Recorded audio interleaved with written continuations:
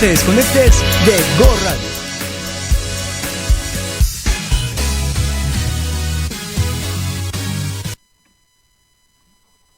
Buenas tardes, pues de nuevo aquí con nosotros, les damos la bienvenida desde el Instituto de Neurociencias del Deporte, de nuevo aquí acompañándonos Ariel Chicurel y Gisela Martínez. Vamos a estar ahora con nuestra segunda edición de Deportes y Cerebro. Esta vez pues nuestra temática va a ser cómo es que las funciones cognitivas las podemos utilizar, implementar directamente en cualquier disciplina deportiva.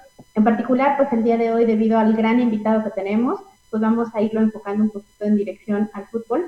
Sin embargo, pues igual que la sesión pasada, nos encantaría que nos fueran apoyando con preguntas, con dudas ahí concretas que quisieran saber, que pudiéramos ir resolviendo. De hecho, les agradecemos porque la sesión pasada nos dejaron ahí un par de preguntitas que a lo largo del programa, a lo largo de la transmisión, vamos a estar respondiendo, y pues qué mejor que con un súper experto, que traemos invitadazo de lujo. Te doy la bienvenida, Ari. Hola, Kise, ¿qué tal? Buenas tardes, saludos a todos. Empezar tratando de recuperar un poco el hilo de la sesión anterior, de la charla anterior. Habíamos visto que hay variables psicológicas o hay características psicológicas específicas que podemos ir entrenando en beneficio tanto de los entrenadores como de los atletas para ir consiguiendo un mejor rendimiento o una coordinación más alta con el nivel de rendimiento esperado. Me quedé con una de las preguntas que nos hacían, porque la cantidad de sentidos que podemos encontrar en esta respuesta es muy interesante. ¿Te parece si abordamos esta primera pregunta antes de pasar con nuestro invitado? Claro que sí, Ari.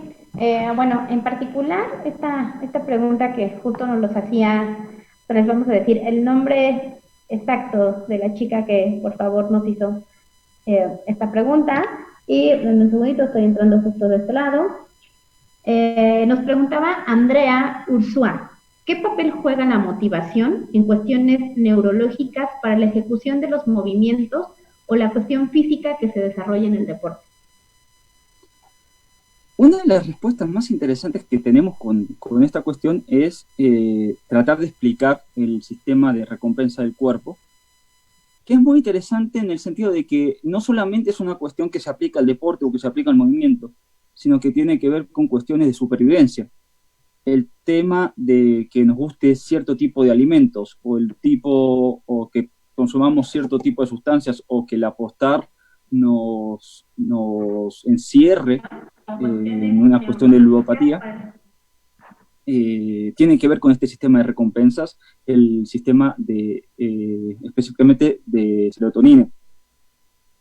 Para hacerlo un poco más fácil y tratarlo de explicar de la manera más parsimoniosa posible, pensemos que normalmente cuando estamos buscando o permanentemente o centramos nuestra atención y nuestros recursos psicológicos sobre un objetivo en específico, empezamos a consumir y a gastar y a tensionarnos incluso psicológicamente cuando la respuesta no la encontramos. Incluso esta es una de las características del estrés y de la ansiedad, que cierto tema o que cierta situación en la que estamos enfrentando no tiene una solución. Sin embargo, cuando finalmente conseguimos algo, nuestro cerebro entra en un estado que algunos autores lo definen como el estado de eureka, donde todos los neurotransmisores que tranquilizan y fomentan el sistema de recompensa del cerebro se liberan. Pensemos que es como que nuestro cerebro nos festeja a través de los neurotransmisores, como la serotonina, el hecho de haber conseguido algo que le parecía importante o que le parecía preocupante, sea para supervivencia o sea para la trascendencia. En este caso podemos pensar que es para la trascendencia. Entonces, a través de esta explicación podemos pensar o podemos tratar de entender un poco la línea sobre por qué nuestro cerebro tiene la capacidad de mantener una cantidad de esfuerzo y de tiempo por una actividad prolongada, y podríamos relacionarlo esto con el tema de la motivación. ¿Tienes alguna perspectiva que quisieras aportar, Giselle? Sí, claro, y justo esto lo quiero ligar al tema que nos compete el día de hoy, ¿no? Hablabas ahorita de un tiempo por el cual mantenemos esta motivación, ¿no? Esto también se liga mucho con la parte de las funciones cognitivas, que es el tema que queremos abordar hoy. ¿Qué principales funciones cognitivas? Atención, memoria, lenguaje, funciones ejecutivas y la propia emoción como tal, ¿no? Como bien decías, este sistema de recompensa tiene que ver con la liberación de neurotransmisores, tiene que ver con la liberación de hormonas que nos permiten que esta actividad se facilite porque me está dando algo que me hace sentir bien, ¿no?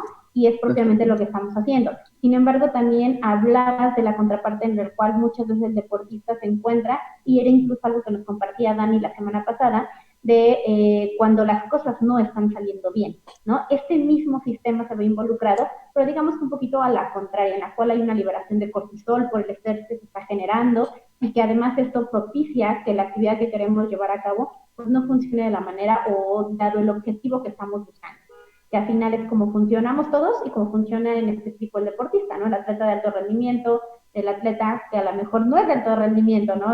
El amateur, pero que de todas maneras cuando sale y los domingos se para ir a jugar, va con el objetivo de ganar, ¿no? Que es algo que tiene como característica cualquier disciplina deportiva, son de competición, hay una búsqueda de un objetivo en específico. ¿Qué es lo que nosotros estamos buscando? Saber cómo es que estas funciones que día a día en la cotidianidad utilizamos, las podemos llevar a un aporte específico sobre el rendimiento deportivo que nos lleven justo a buscar ese objetivo que nos planteamos, ¿no? Y pues, si no tienes como algo adicional que aportar, Ari, respecto a esta pregunta que nos hacía nuestra colaboradora, me gustaría pues que ya diéramos el inicio a la presentación de nuestro super invitado, que además ya está aquí con nosotros esperando aportar. Seguramente con todo esto que estamos diciendo habrá algo que podrá decirnos con más complemento respecto a lo que estamos platicando. ¿Te parece bien, Ari? Perfecto. Permítame un segundo. Pues por favor, Ari, si nos ayudas con la presentación como es debida, porque de verdad tenemos invitados de lujo. Voy a presentar, antes que nada quiero presentarlo como un profesor mío, porque siempre que alguien, para mí el primer contacto que tengo con esta persona es a través de una especialidad en fútbol, entonces quiero presentarlo como un profesor, como un amigo, como una persona que a mí me representa mucho respeto. Doctor en psicología por la Universidad de Vigo, máster en psicología del deporte por la Universidad de Santiago de Compostela, licenciado en psicología por la Universidad de La Sabana en Colombia. Además es técnico deportivo en fútbol nivel 1 por la RFAF. Ha sido psicólogo deportivo en varios equipos en España. Dirigirlo como parte del centro del centro profesor de la asignatura de liderazgo en el deporte en el máster de la Sociedad Iberoamericana y del doctorado en la CIP. Y si me está faltando algo me daría mucha pena, pero creo que con esto ya vamos teniendo el perfil de la persona que nos está acompañando. Además, coautor del libro Entrenamiento Psicológico Integrado a la Metodología del Fútbol Actual, una cuestión que va a ser muy interesante para este programa, que es cómo todo lo que estamos hablando se puede llevar desde el consultorio o desde la plática uno a uno con el deportista hasta la cancha. Coautor sobre un montón de artículos, ponente en conferencias, talleres, congresos, no me queda mucho más que decir. Un Gracias, científico en toda la extensión de la palabra y un amigo. Y además, no cualquier cosa, ¿no? Psicólogo de dos grandes clubes de España, ¿no? Porque además agradecemos que a pesar de la diferencia de horarios esté aquí con nosotros, porque está justo desde allá transmitiendo con nosotros. Hablamos de clubes bastante importantes, que bueno, no quisiera demeritar tu presentación, Santi, sino a través de los clubes, sino realmente por tu propio trabajo. Eso es por el motivo por el cual estás aquí con nosotros. Y pues sin más preámbulo, te damos la bienvenida. aquí con nosotros. Nos gustaría saber un poquito, justo ya escuchaste la pregunta que nos hacía un, una colaboradora la semana pasada y la respuesta que nosotros pudimos dar. Nos gustaría saber si quisieras complementar un poquito más al respecto y pues en segunda instancia, pues que nos platiques más de seguramente lo que se les escapó tanto a Ariel como a mí respecto a ti, por favor. Vale, muchas gracias por la invitación, Gisela, Ariel, bueno, por la presentación. Más que, más que todo lo que dijiste al final, en el contexto en el que yo trabajo, lo más importante es hablar el mismo idioma que un futbolista, que un deportista y que su entrenador y que su cuerpo técnico. Y, y en este sentido, si yo, si cabe, voy a responder desde una perspectiva aplicada, más allá de entrar de pronto como en el tecnicismo que se utiliza o que he escuchado en este contexto, en este foro. Que entiendo que también tiene esta línea científica, claro. Yo, evidentemente, pues creo en la teoría y en el conocimiento, que es fundamental, hay que tener una base. Pero la realidad, por ejemplo, para aquellos que les interese trabajar en el ámbito aplicado, poniéndose unas botas de fútbol y entrando a un campo o pisando una pista de tenis o el trabajo aplicado, ¿no? Práctico en la psicología del deporte, requiere de, de más allá de entender qué sucede desde el punto de vista bioquímico y de las estructuras envueltas y demás en un futbolista, es muy importante comprender qué le demanda desde el punto de vista psicológico cualquier situación que esté viviendo una persona. O sea, entendemos la persona del deportista. Esa persona en una situación de competición, de cooperación, en el cual además se comparte el mismo espacio, las posibilidades para tomar decisiones son muchísimas y cambian y una buena decisión que siga un modelo de juego, una idea de juego, un ataque, una forma de defender, poniéndonos el contexto de las fases del juego en el fútbol, cambia. Es decir, la decisión buena era buena hace 0,2 segundos. Ahora ya no es buena. Ahora la buena es otra porque tu compañero ya no está en el sitio donde tú lo viste hace un instante, porque lo cubrieron, ya no tienes esa línea de pase. ¿Sí? Si tú tardas en hacer un centro a la espalda de los centrales, de los defensores centrales, es tarde, porque ya él está 30 centímetros por delante de la línea de fuera de juego. Entonces te equivocaste, tienes que hacerlo antes. ¿Sí? Algo falló. No lo viste a tiempo, tal vez. Entonces, eso es lo que a un entrenador le importa. A él le da igual la serotonina, el cortisol y lo que sea. A él no le interesa eso. ¿Sí? Esa es la realidad del mundo aplicado, ¿no? En este contexto, claro, es necesario entenderlo, ¿no? Está bien conocerlo, por supuesto, ¿sí? Porque nosotros no hablamos por casualidad, ¿no? Sin embargo, sí que desde esta perspectiva, eso es algo que es importante decir para aquellos interesados, ¿no? En el ámbito aplicado. Entiendo que se va a cortar en breve, entonces si les parece, aquí termino esta introducción y retomar con otra sesión, ¿no? Bárbaro, me encanta. Estoy pendiente del enlace, ¿vale? Perfecto. Perfecto, pues bueno, justo como nos los comentaba Santi, vamos a tener que ir a un momento de corte, pero por favor sigan con nosotros, vamos a seguir en este ámbito de todo lo que tiene que ver con la neurociencia ya aplicada al deporte y en particular al deporte. Entonces, no se despeguen de aquí, seguimos con esta transición.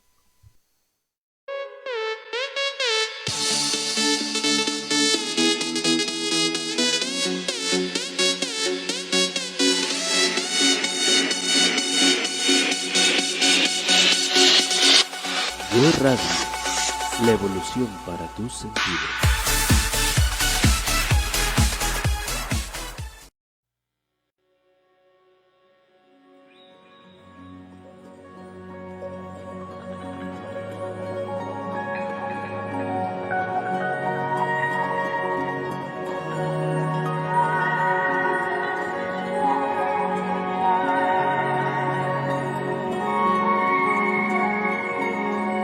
Mi soledad está en peligro y si el final es el destino y se acabó.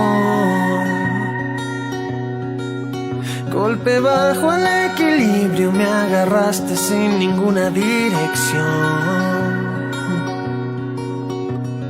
Se acabó la fiesta y sin darme cuenta tu estrella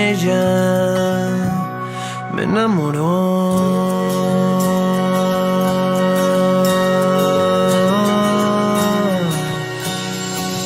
Dicen que es el enemigo, que es solo un juego de niños, que se aprieta es destructivo, que es de locos todo eso del corazón.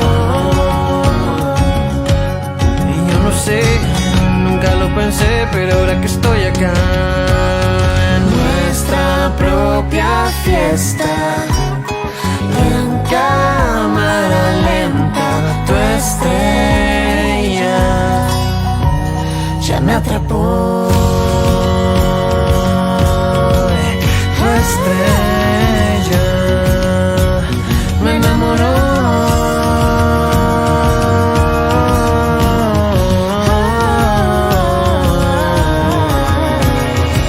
Chispas en la espalda, cuentos de fantasmas, flores en la cama, soles en el alma, caminas deprisa, te perdiste el día, nadie escoge a quien le ama, el que elige es quien te ama.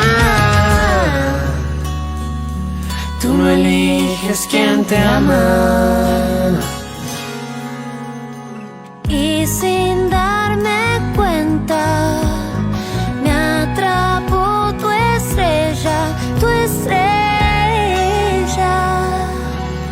me enamoró.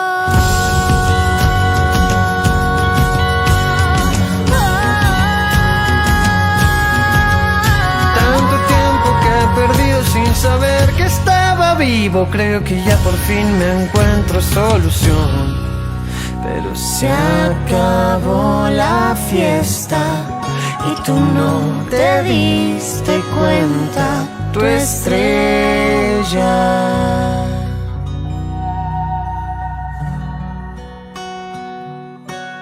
me enamoró.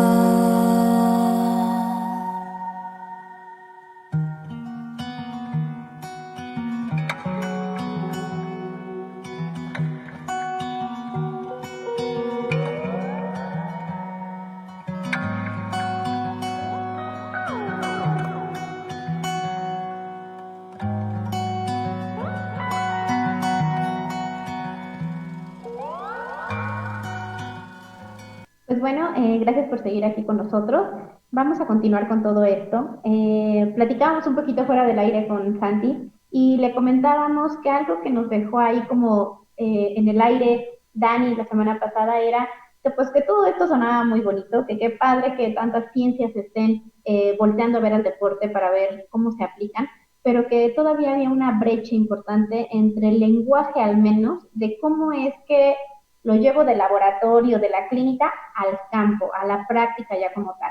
Y que justo por eso es que tuvimos el interés de contar con Santi, porque es esta perspectiva adicional a que ahora nos está dando, ¿no? Cómo es que ahora él, desde ser el psicólogo, ha logrado entender el lenguaje con el que tiene que transmitir toda esta información para ya llevarlo a la aplicación. Como bien lo decía Santi, ¿no? Nosotros estábamos hablando de cuestiones muy técnicas, muy cuestiones de neurociencias que se quedan ahí, que a lo mejor para algunos pueden ser entendibles, para otros no tanto, pero que cómo es que podemos volver tan coloquial este lenguaje para que pueda ser abordado y sobre todo aplicado, porque es el objetivo que estamos buscando, por el propio entrenador, por el preparador físico, por el médico del deporte, por el propio deportista en específico. Entonces, bueno, pues creo que esta perspectiva que tú nos estás planteando es algo que además llevas a cabo, ¿no?, en tu profesión, lo haces día a día y pues qué bueno que podemos tener ahora esta contraparte para contestar un poquito de lo que se había quedado como ahí vagando la sesión pasada. A mí me gustaría además lanzarte esta pregunta, que es, creo que muchas veces nos la hemos hecho en diferentes contextos. Para ti, ¿el jugador nace o se hace? Considerando todas estas variables de las que estamos hablando, ¿no? Sabemos que ahora buscamos que a través de entender, ¿no? Tú nos decías hace ratito, la toma de decisiones. Yo ya vi que le voy a tocar a mi jugador, que a mi compañero que está al lado derecho, en lugar de tirar al arco, pero resulta que se movió y entonces ya quedó en fuera de juego y ya no puedo hacer, y además el cambio de toma de decisión la tengo que modificar inmediata prácticamente.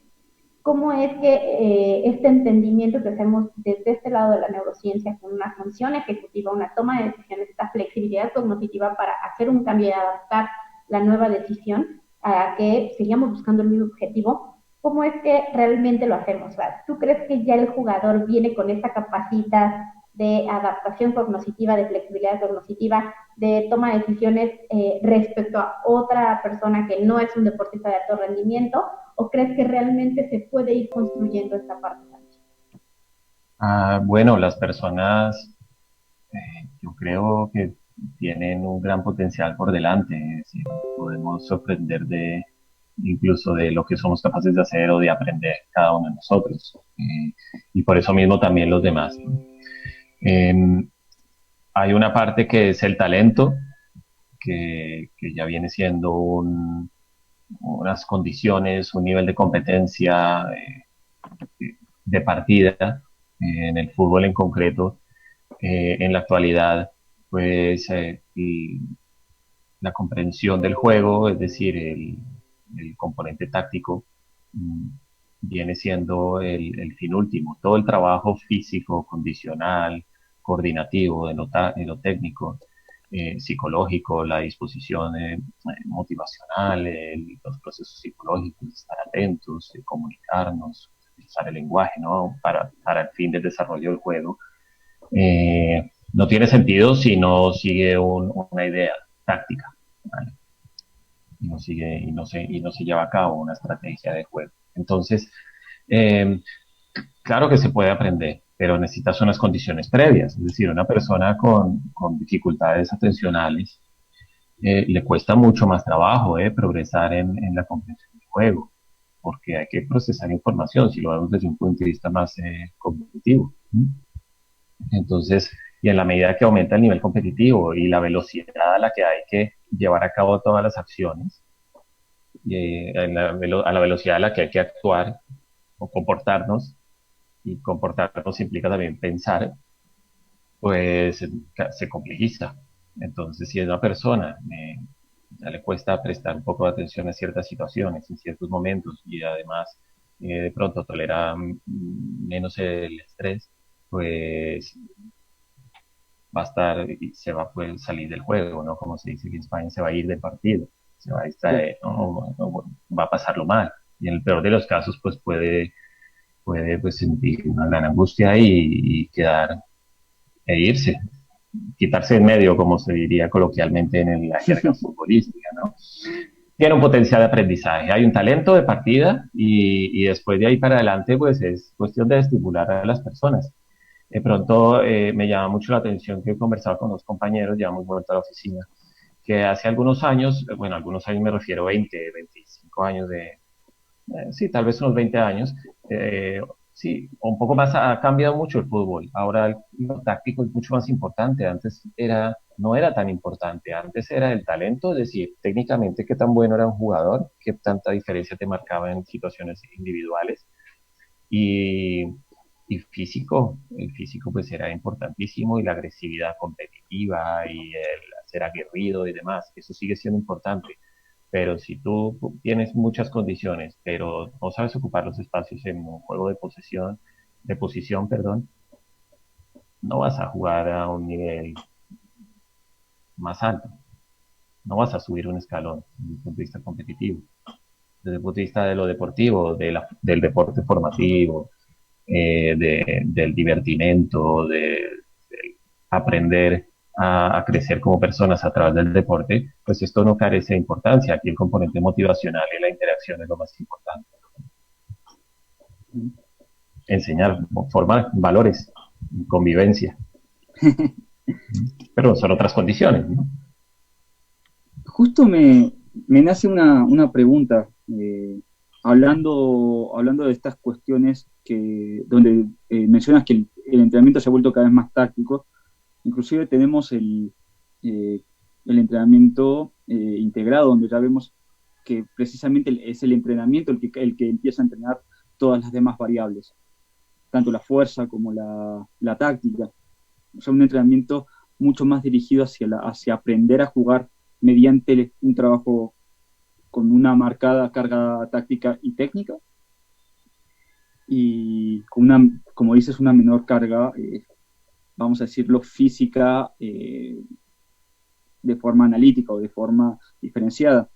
La pregunta va dirigida hacia ¿cómo crees que la psicología, como todos estos, vamos a llamarlos estos principios psicológicos o psiconeurofisiológicos, se pueden ir integrando este tipo de entrenamientos? Porque, como lo dijiste, tenemos una parte donde tenemos el conocimiento, pero ¿cómo lo podemos bajar a este tipo de entrenamientos? Donde la táctica ya está haciendo un juego, o ya está haciendo el campo de, vamos a decirlo, de rendimiento, pues. A ver, el fútbol es un deporte, hablo de un fútbol como los deportes abiertos, condicionados por la situación, ¿vale? Tenemos el rugby, el hockey, balonmano, baloncesto. Son los deportes que desde el punto de vista psicológico son más complejos. ¿Por qué? Porque requieren de mayores, si te lo contesto de pronto un poquito más desde las neurociencias, pues pone en marcha mecanismos de activación del sistema nervioso central de manera más integral, más global, es decir, activa más áreas del cerebro. Bien. ¿Sí? Cuando tú no tienes una posición, cuando tu gesto técnico es repetitivo, pues tú activas otras áreas o dejas de activar unas áreas. Tienes que tomar decisiones. ¿Por qué? Porque tú en 100 metros tú no tienes que decidir nada. Lo único que tienes que estar es atento a salir justo en el instante. Esa es la única decisión posiblemente que hay que tomar, ¿no? Si hay alguien experto en 100 metros que me lo diga en lo psicológico, pero yo no lo soy, ¿no? Pero yo pensaría que la única decisión que hay que tomar es el momento de salir. Después, corre todo lo que puedas, lo más rápido que tú puedas. Evidentemente hay que estar atento del gesto técnico, eso lo tienes tan automatizado que tú no vas a pegar más de X número de zancadas, ya eso lo sabes de memoria, ¿sí? Entonces, ¿qué quiero decir? Que pones en marcha más estructuras cerebrales, y entonces, ¿por qué? Pues porque es una situación más compleja, ¿sí? Te relacionas con otras personas, estás atento a muchos estímulos, estás atento a la propiocepción, estás atento al estímulo auditivo, la comunicación es fundamental en deporte de cooperación, estás atento a los estímulos visuales, el olfato no es tan importante, tiene muy poca importancia, y el gusto pues también no es necesario, ¿no? Pero el tacto sí, también, ¿no? Cuando yo estoy, por ejemplo, tocar hacia la espalda es muy importante, porque yo no tengo ojos atrás, entonces yo sé dónde está el rival. Si me interesa en ese momento saber dónde está, ¿sí? Claro. Si a mí me interesa que él no sepa dónde estoy yo, pues porque me tiene a mí a la espalda, pues yo lo que hago es que me alejo, ¿sí? Entonces, si hay más, en una situación más cercana a la realidad del deporte, de cómo se desarrolla el juego realmente, pues más áreas vas a estimular, ¿sí? Y por eso más se va a motivar la persona, salvo que si la quieres entrenar de una manera específica para un deporte, ojo, ¿sí? Porque si tú tienes niños, los niños entre más tiempo tengan el balón, más se van a divertir, sin duda alguna, ¿no? Porque lo divertido es pegarle patadas al balón. Entonces, y más si son más chicos, ¿no? Porque ellos no entienden tanto de cooperación. Entre más pequeños, pues entienden muy poco de cooperación. 6, 7 años ya tú le enseñas sistemas, de pronto, un poquito, algo, ¿sí? Pero lo importante ahí es el uno contra uno. Yo, incluso entre los más chiquitos, entre ellos se quitan la pelota, si son del mismo equipo, ¿no? ¿Qué sucede? Pues que si tú lo que quieres es enseñar el deporte, los niños necesitan tener entre más contacto que tengan con la pelota, mucho mejor, más estimulados van a estar, ¿sí? Y más se van a motivar. ¿Mm? Si tú quieres motivar para la especialización en la mejora, el crecimiento dentro de un deporte concreto y dentro de una posición de juego determinada, llegada a una edad, 15, 16 años, 17, donde tú quieres especializarlo, pues claro, ahí hay un gran reto y es motivar al jugador para llevar a cabo, más bien para poner la intención en aprender, en querer aprender, motivarse para aprender aquello que no encuentra divertido, que es Claro. jugar, que es correr detrás de un balón, es decir, defender, ¿sí? Que él vea que es necesario para el equipo, pero es que eso no les gusta. Además, tocas un tema que es muy interesante y que, mira qué concepto tan interesante desde las neurociencias, el tema de la madurez del sistema nervioso central. Como al principio podemos decir que por una inmadurez estamos más asociados con este juego libre, con este juego de quitarnos la pelota unos a los otros, de empezar a tener ciertos estímulos o cierto contacto con el balón, con el césped, con el arco, vaya, con un primer acercamiento al fútbol, incluso al deporte, porque prácticamente yo creo que en España debe pasar lo mismo, en Latinoamérica es ley que prácticamente nuestro primer contacto con el deporte es el fútbol, si no es que alguna cuestión atlética antes. Entonces, esta cuestión de ir entendiendo los procesos a través de una cuestión de madurez del sistema nervioso también es muy interesante. Precisamente yo creo que una de las cuestiones más importantes es aprender qué estímulos son los más importantes para el tipo de decisiones que queremos tomar. Como dices, aprender a familiarizarnos con el alejarme o el ser inteligente para alejarme de una marca, o el aprender a sacar un centro en el momento idóneo, tienen que ver sí con una cuestión consciente de procesos básicos, pero veo también, y la literatura sí lo refiere bastante, que hay bastantes procesos intuitivos que se van desarrollando con esto. Pensámoslo de una manera más simple. Si yo quisiera sacar una fórmula matemática para correr por la banda y sacar un centro con tal potencia, con tal colocación, con tal, vamos a decirlo, con tal precisión, y lo trato de aplicar después, es prácticamente imposible, porque no hay una cuestión mecánica que nuestro cerebro pueda captar. Por eso es tan importante la cuestión intuitiva. ¿Qué te parece, Santi? Evidentemente, sí, pero claro, se entrena para crear automatismos. Es decir, para que tú te vayas directamente, te conectes con la función ejecutiva. Y lo que hay que hacer es poner en práctica lo que yo he entrenado. Un entrenamiento de calidad te permite crear condiciones para repetir lo que has entrenado en situaciones más o menos similares. Por eso, por ejemplo, la práctica imaginada en el fútbol, hay que tener mucho cuidado cómo se utiliza. Tiene que ser desde el punto de vista de situaciones muy concretas, específicas y situaciones más o menos cerradas, ¿sí? ¿Por qué? Porque si es muy abierto no se va a poder repetir.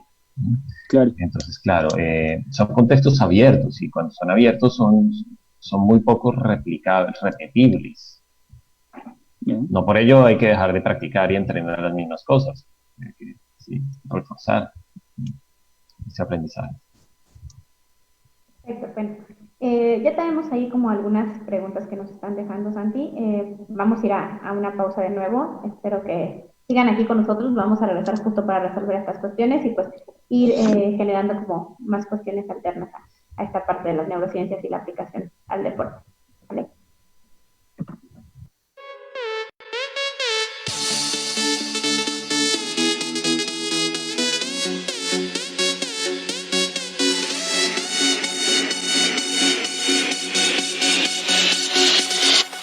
Go Radio, la evolución para tus sentidos.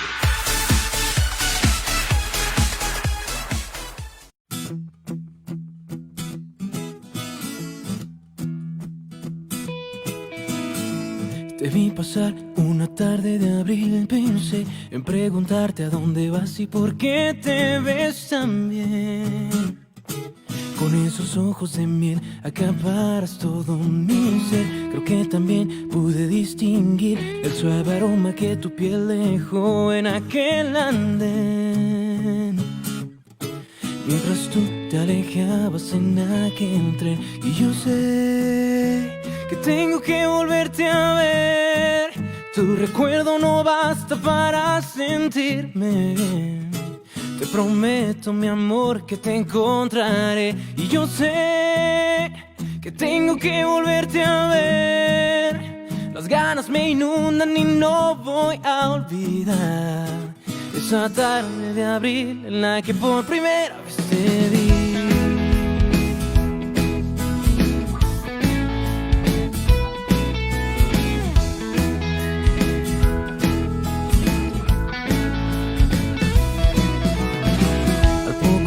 Cuando salí a caminar, te vi parada en la entrada de aquel lugar. Te encontré, no dudé, me acerqué, reaccioné y comenzamos a platicar. En un minuto pude percibir que estas ganas de abrazarte aumentaron más y más. No, no. Y yo sé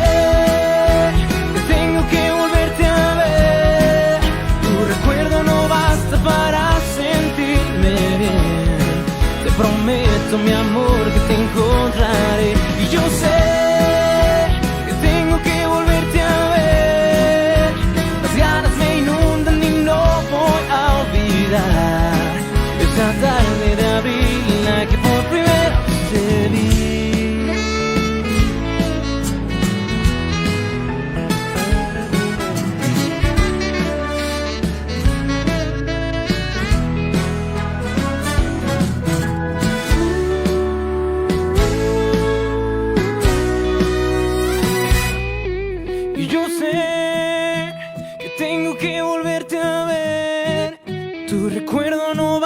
Para sentirme bien. Y yo sé que tengo que volverte a ver. Tu recuerdo no basta para sentirme bien. Te prometo, mi amor, que te encontraré. Y yo sé que tengo que volverte a ver. Las ganas me inundan y no voy a olvidar esa tarde de abril en la que por primera vez te vi.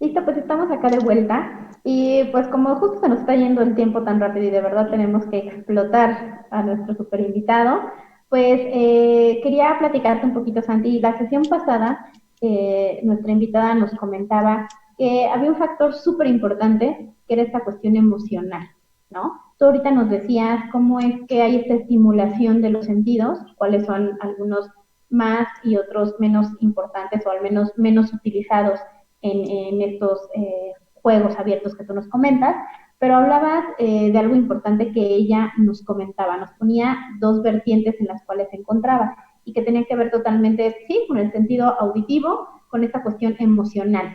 ¿Cómo es que es un parteaguas la estabilidad o la labilidad emocional que pudiera tener el deportista respecto a la búsqueda del objetivo?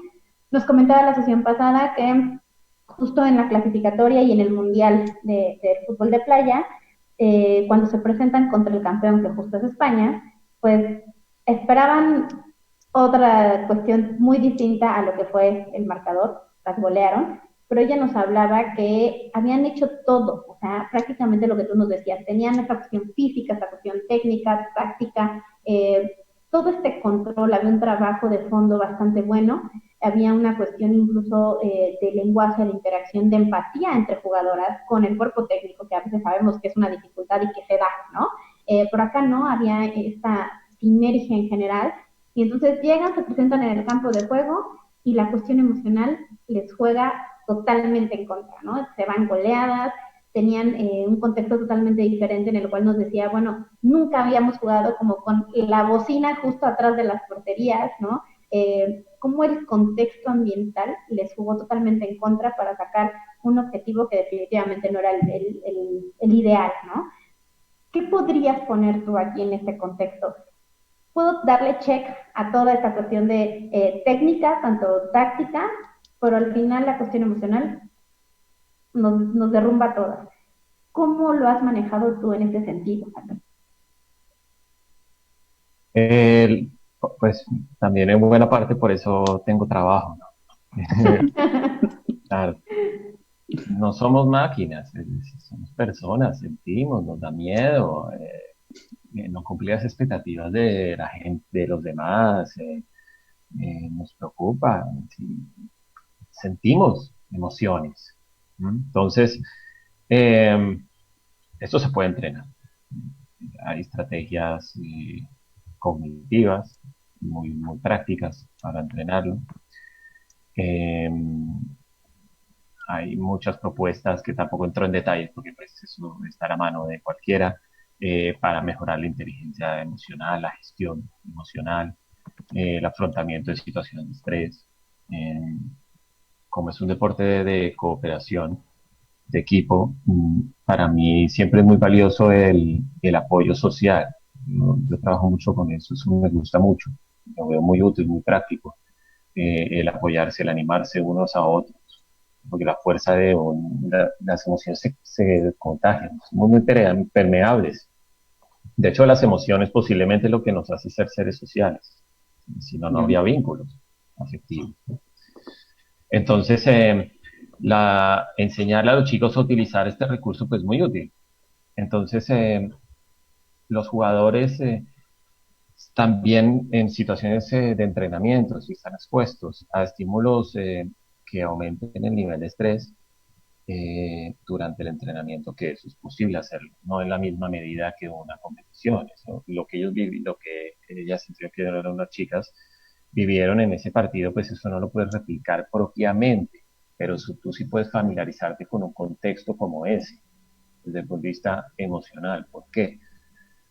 Porque el estrés funciona como un proceso desde el punto de vista, ahí sí, la neurofisiología del estrés es la misma en el partido o en el entrenamiento. El estrés es estrés siempre, ¿vale? Bien. Entonces tú puedes aumentar el nivel de estrés durante el partido, durante un entrenamiento, y hay medios para hacerlo a través del feedback que da el entrenador, la forma en que se comunica, la dificultad de las tareas. Y con esto hablamos de componentes de la carga psicológica, ¿no? La carga psicológica tiene el componente mental y tiene el componente emocional. Entonces esto lo escribimos en un artículo donde precisamos cuáles son aquellos aspectos o sea, es una adaptación al fútbol más bien, ¿no? Eso no, ni mucho menos no lo inventamos nosotros. Lo adaptamos al fútbol y tenemos en cuenta cuáles son los aspectos que se pueden manipular y tocar para aumentar o disminuir la carga psicológica de una tarea. Y cuando tú, en el juego, pero eso sirve para cualquier deporte al final. Entonces, si tú lo manipulas, pues aumenta o disminuye en definitiva el estrés, el componente emocional de la tarea. Y de esta manera tú puedes familiarizarte con este tipo de estímulos y vas a afrontar mejor los partidos. Eso es algo que hace el entrenador, con nuestro apoyo. ¿Crees que, dada la experiencia que tuvimos en el estudio que compartimos, me llamó mucho la atención esto que mencionas otra vez y que lo hablábamos en la sesión anterior, de lo importante de un trabajo multidisciplinario, pero especialmente todo dirigido hacia, uno, darle las herramientas al entrenador y dos, proveerlo de soluciones tácticas para, como dices, tanto para el entrenamiento como para el partido. ¿Cómo, desde tu perspectiva, cuál es el papel que podemos jugar como psicólogos, también como podemos decir especialistas en neurociencias, para bajar justamente ambientes simulados o características específicas del fútbol, que puede ser tan abierto, para alimentar la cuestión táctica del entrenador. Para que no sea solamente váyase con el psicólogo 15 minutos y después vayan con el rehabilitador y después, bueno, Es que que, después de que... ¿Mm? es que el entrenador es importante que entienda cómo funciona el proceso psicológico, ¿sí? Yo, yo lo que hago, yo lo que hago es decirle, vamos a ver, el futbolista del equipo reaccionó de esta manera y te digo desde el punto de vista por qué. Por esto y por esto. Y eso es lo que sucede psicológicamente y por eso es que no hacen lo que tú quieres que haga y lo que entrenar.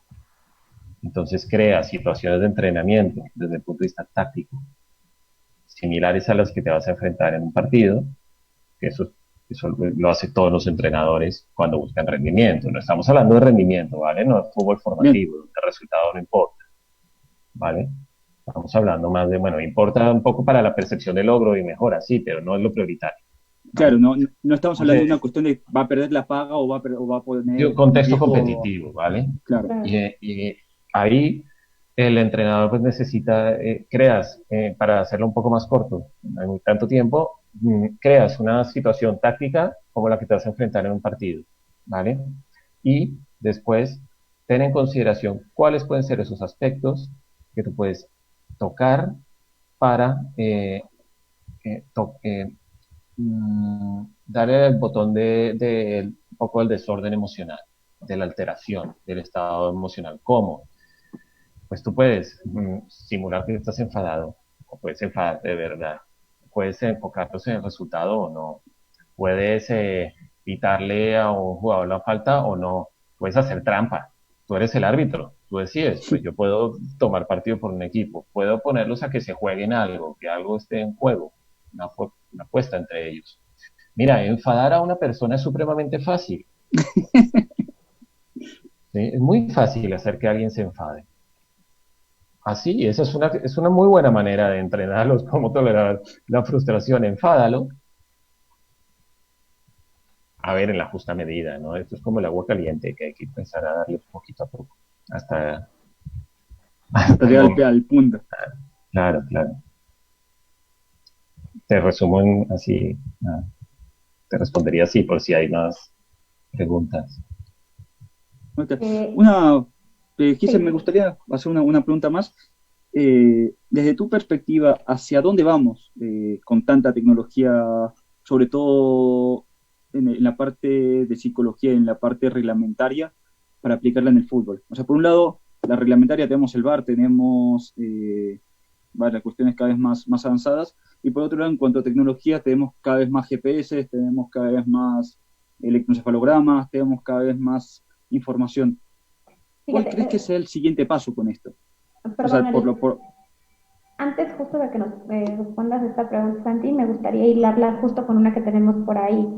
¿Sí o no Claro. el entrenamiento neuronal? Que justo creo que va con esta parte que está planteando Ari respecto a las N cantidad de herramientas que actualmente están Es que en el saliendo. contexto práctico aplicado, tú no puedes fraccionar el comportamiento de una persona.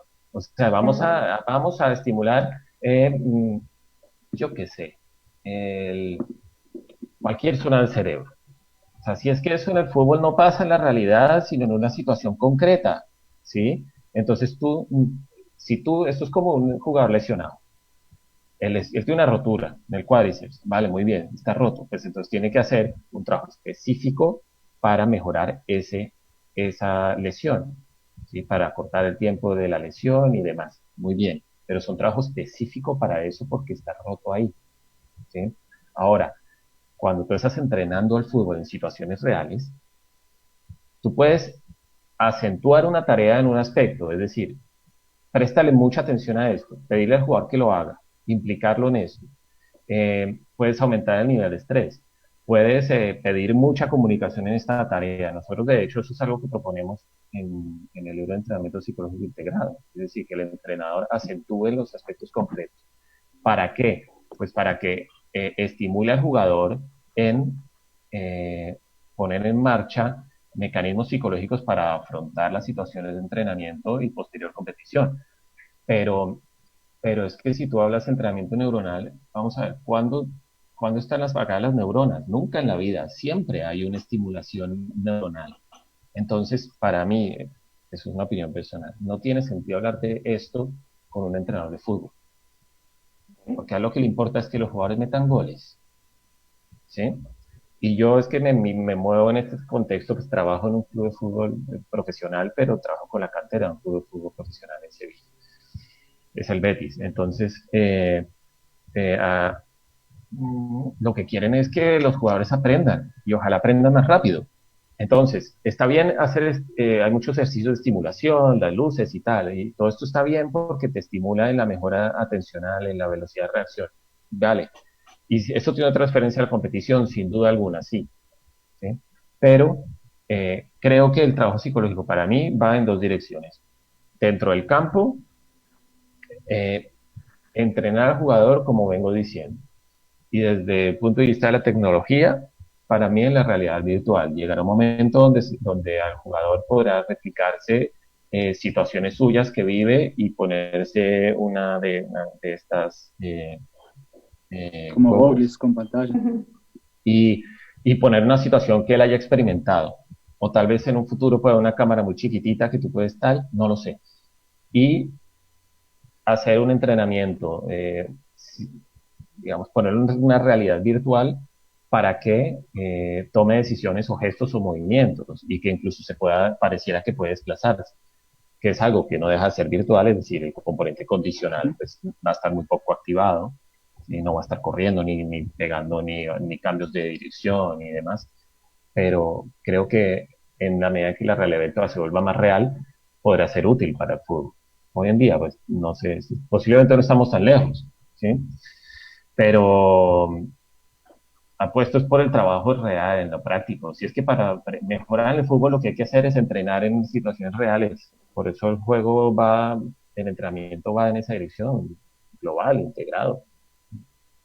Claro, porque además es interesante que incluso varios autores de los más modernos, incluso los que han hablado con el Barcelona, con el Real Madrid, con los campeones, vamos a decirlo, con los reales campeones de Europa, fomentan mucho más esta cuestión de la interacción con el medio, vamos a decirlo, en crudo.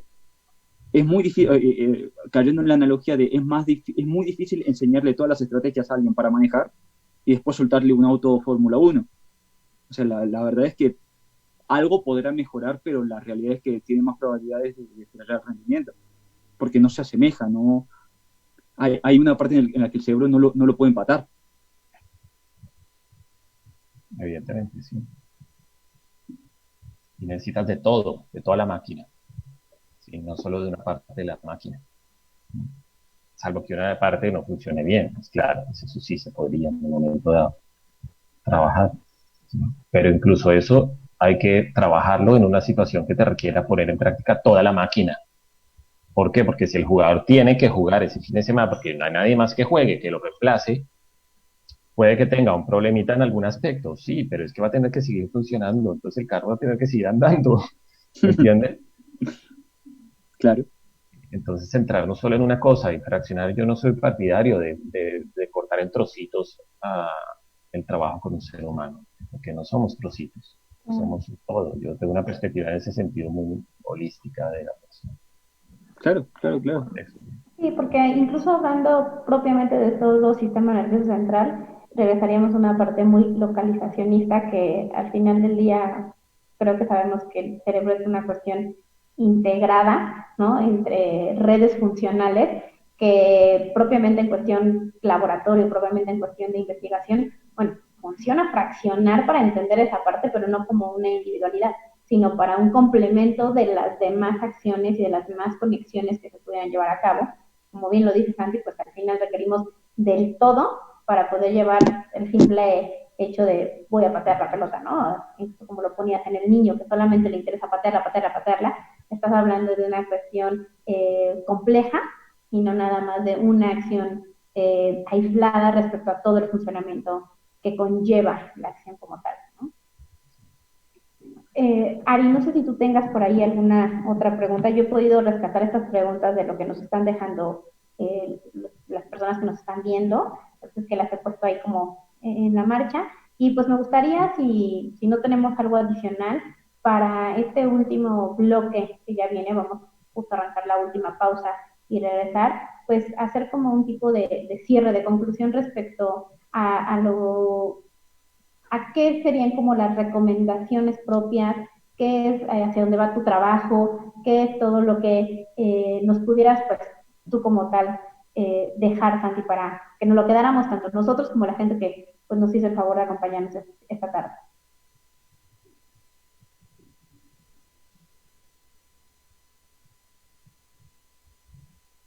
¿A ti?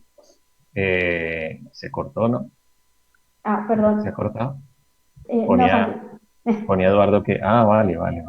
Ya, justo nos despedimos, pero nos gustaría hacer el cierre con esa parte. Bueno. Perdón. Pues, vale. Entendía que vale, pues, a ver, yo creo que para